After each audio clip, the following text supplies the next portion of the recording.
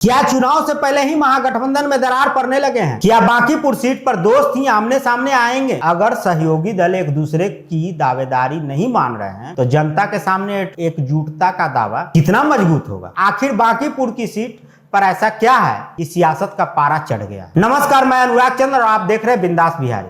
और आज बात बांकीपुर की उस सीट की जहां उपचुनाव का ऐलान होते ही महागठबंधन के भीतर सियासी घमासान शुरू हो गया है। पटना की बांकीपुर विधानसभा सीट पर उपचुनाव की घोषणा के साथ ही राजनीतिक सरगर्मी तेज हो गई है। एक तरफ जन स्वराज ने अपने संस्थापक प्रशांत किशोर को उम्मीदवार बनाया है। जो कोर कमेटी की बैठक हुई उसमें एक मत से सर्वसम्मति से यह निर्णय लिया गया कि जन स्वराज पार्टी की तरफ से बांकीपुर के उपचुनाव में हमारे पार्टी के उम्मीदवार हमारे सूत्रधार श्री प्रशांत किशोर जी होंगे। वहीं दूसरी तरफ महागठबंधन के भीतर भी सीट को लेकर खींचतान खुलकर सामने आ गई है। कांग्रेस ने साफ कर दिया है कि बांकीपुर सीट पर उनका दावा सबसे मजबूत है। बिहार कांग्रेस के सूचना एवं प्रसार विभाग के प्रभारी असीत नाथ तिवारी ने कहा कि कांग्रेस के सहयोगी दल की हर बात मानने के लिए मजबूर नहीं। उनका कहना है कि बांकीपुर कांग्रेस की पारंपरिक सीट रही है।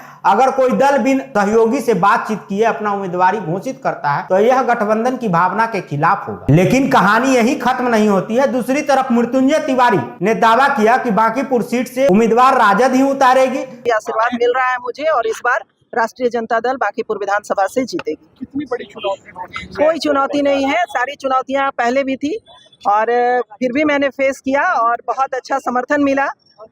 इस बार भी मिलेगा और इस बार जीत कर आऊंगी। उन्होंने तर्क दिया 2025 के विधानसभा चुनाव में भी इस सीट पर महागठबंधन की ओर से राजद प्रत्याशी उतारा था।